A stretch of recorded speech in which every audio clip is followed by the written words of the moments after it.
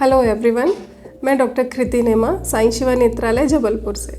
आज हम ग्लोकोमा के बारे में बात करेंगे। ग्लोकोमा जिसका दूसरा नाम साइलेंट किलर ऑफ साइट भी है। साइलेंट इसको इसलिए बोलते हैं क्योंकि इसका कोई सिम्टम नहीं आता पेशेंट को। पेशेंट की आंख लाल नहीं होती, उसको दर्द नहीं होता।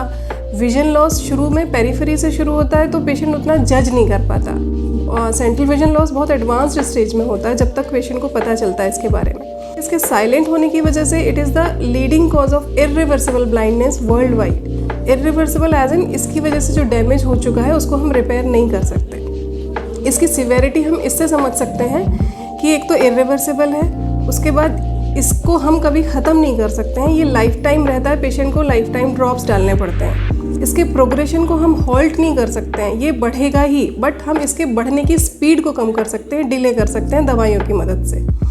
तो इसीलिए ये इतना सीवियर है कि presently in India more than 70% cases of glaucoma are undetected, they go undetected. तो इसके सही समय पर डायग्नोसिस और सही समय पर ट्रीटमेंट शुरू होने का एकमात्र उपाय है routine eye checkup.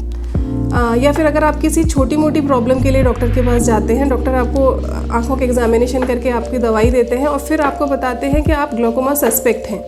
Glaucoma suspect मतलब डॉक्टर को आपकी आंख में, रेटिना में और आपकी आंख की बनावट में कुछ ऐसे चेंजेस दिख रहे हैं जो ग्लोकोमा की शुरुआती लक्षण हो सकते हैं।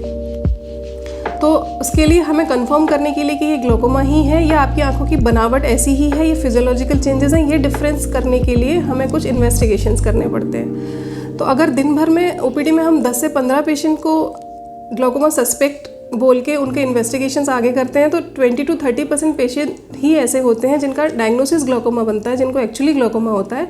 बाकी 70% cases are negative for glaucoma. लेकिन उन 20 to 30% पेशेंट्स को ब्लाइंड होने से बचाने के लिए हमें उन सारे पेशेंट्स का चेकअप करना, इन्वेस्टिगेशन करना ज़रूरी होता है, वरना हम उतने कुछ पेशेंट्स को ब्लाइंड होने से नहीं बचा पाएंगे। To conclude, I would say that if you are above 40, you are diabetic, you are hypertensive, or if you have a family history of glaucoma, please have your eyes checked for glaucoma.